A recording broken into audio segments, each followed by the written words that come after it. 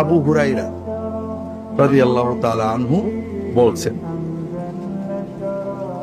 মদিনায় রাসূলুল্লাহ সাল্লাল্লাহু আলাইহি ওয়াসাল্লামের সাহাবীরা কিন্তু ফকির ছিলেন না। আনসার সাহাবীরা জমির মালিক ছিলেন, ক্ষেত খামার অনেক ছিল। মুহাজির সাহাবীরা ব্যবসা করত। তবে আসহাবে সুফফার যারা সাহাবী ছিলেন তারা শ্রমিকের কাজ করতেন, আর বাকি সময় মসজিদে রাসূলুল্লাহ সাল্লাল্লাহু আলাইহি ওয়াসাল্লামের কাছে ইলম শেখার জন্য বসে থাকতেন। কখনো কখনো রাসূলুল্লাহ সাল্লাল্লাহু আলাইহি ওয়াসাল্লাম কোনো কাজে তাদের পাঠাতেন, কোরআন তালিমের জন্য, জিহাদের জন্য পাঠাতেন, যাইতেন, বাকি সময় মসজিদে থাকতেন। খাওয়া দাওয়া নেই, যখন আসতো তখন খাইতেন। সেই নিয়মটা কি ছিল? যদি কোনো সাহাবী কোনো দান আনতেন, দানটা আসহাবে সুফফা পেয়ে যাবে, রাসূলুল্লাহ সাল্লাল্লাহু আলাইহি ওয়াসাল্লামের ঘরে যাবে না। আর যদি কোনো হাদিয়া আসতো নবীজির নামে, ওটা নবীজির ঘরে যেত, কিন্তু নবীজি আবার সব আসহাবে সুফফাকে দিয়ে একটু থাকলে খাইতেন। আবু হুরায়রা রাদিয়াল্লাহু তাআলা গল্প করছেন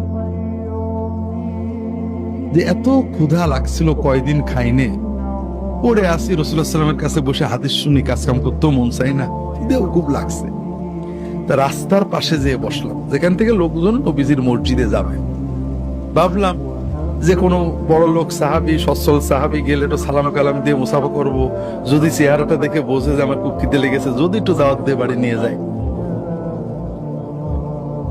আবু বকর আসলেন, সালাম দিলাম, দিয়ে জিজ্ঞেস করলাম, ভাইজান, এই যে আল্লাহ কোরআনে এই কথাটা বলেছেন, এটা তাফসীর কি হবে?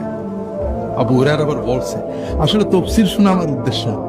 ভাবলাম যে একটু দু একটা কথা বললে যদি বলেন চলেন বাসায় যাই, বাসায় যে যদি এক কাপ দুধ টুধু খাওয়াই, তাও তো একটু খিদেটা যায়। আবু বকর কথা বলে চলে গেলেন। আমার কি অবস্থা উনি খেয়াল করলেন না। এরপরে বসে আছি, ক্ষুধার জ্বালায় আর সহ্য হচ্ছে না। ওমর আসলেন, একই কথা বললাম যে এই আল্লাহর এই কথাটার কি ব্যাখ্যা হবে? উদ্দেশ্য ব্যাখ্যা না, উদ্দেশ্য যদি একটু ঘরে নিয়ে অন্তত একটু কিছু খাইতে দেয়। উনিও চলে গেলেন কথা বলে। আমার যে কি দুরবস্থা বুঝতে পারলেন না। এরপরে দেখি রাসূলুল্লাহ সাল্লাল্লাহু আলাইহি ওয়াসাল্লাম আসছেন।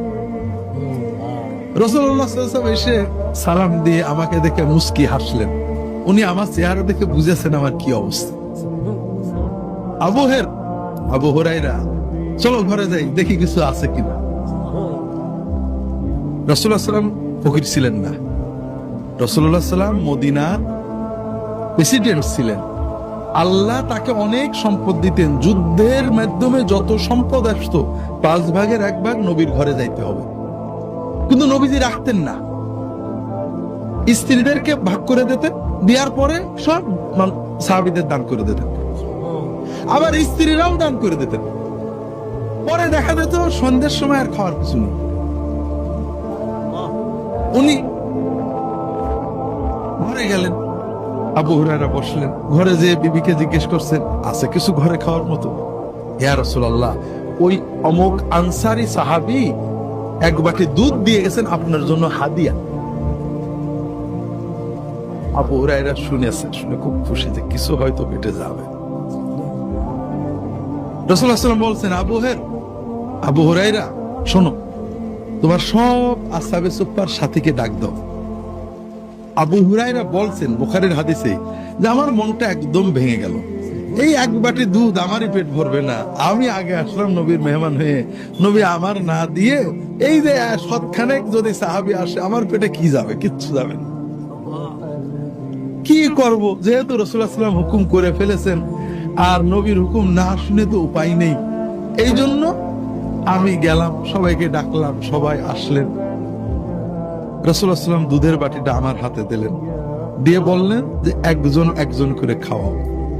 আমার তো বুক ফেটে যাচ্ছে যে আমার বন্ধুবোধে কিছুই থাকবে না। তা আমি একজনকে দিলাম, খাইলো, ফেরত দিল। আরেকজনের দিলাম, খাইলো, আমার কাছে আবার বাটিটা ফিরিয়ে দিল, কিন্তু দুধ আর কমে না। এইভাবে করতে করতে সবাই দুধ খেয়ে ফেললো। রাসূলুল্লাহ সাল্লাল্লাহু আলাইহি ওয়াসাল্লাম শুধু মুসকে মুসকে হাসছেন আমার দিকে তাকিয়ে। শেষে সবাই খেয়ে চলে গেল। রাসূলুল্লাহ বললেন, আবু হুরায়রা, এখন তো বাকি থাকলাম তুমি আর আমি। তো তুমি খেয়ে নাও আগে, এরপর আমি খাবো। আবু হুরায়রা খাইলেন, খেয়ে যখন বাটি দিতে গেলেন, আর একটু খাও। খাইলেন, বাটি দিতে গেলেন, আর একটু খাও। কয়েকবার খাওয়ার পরে আবু হুরায়রা বলছে, আল্লাহর কসম ইয়া রাসূলুল্লাহ, আর জায়গা নেই। তো ভাইরা, রাসূলুল্লাহ সাল্লাল্লাহু আলাইহি ওয়াসাল্লাম নিজের হাদিয়াটাও, নিজের আল্লাহর যে টাকা দিতেন আল্লাহ গনিমতের মাল থেকে, সেটাও সাহাবীদের দিয়েছেন, নিজের রাখতেন। আল্লাহর দ্বীনের ভিতরে এমন কোন বিধান নেই যে বিধানে রাসূলুল্লাহ সাল্লাল্লাহু আলাইহি ওয়াসাল্লাম বা তার বংশধরদের কোনো ফায়দা আছে। আছে নাকি যে তোমরা বছরে 2000 টাকা নবীজির কাছে দিয়ে আসবা? আছে নাকি?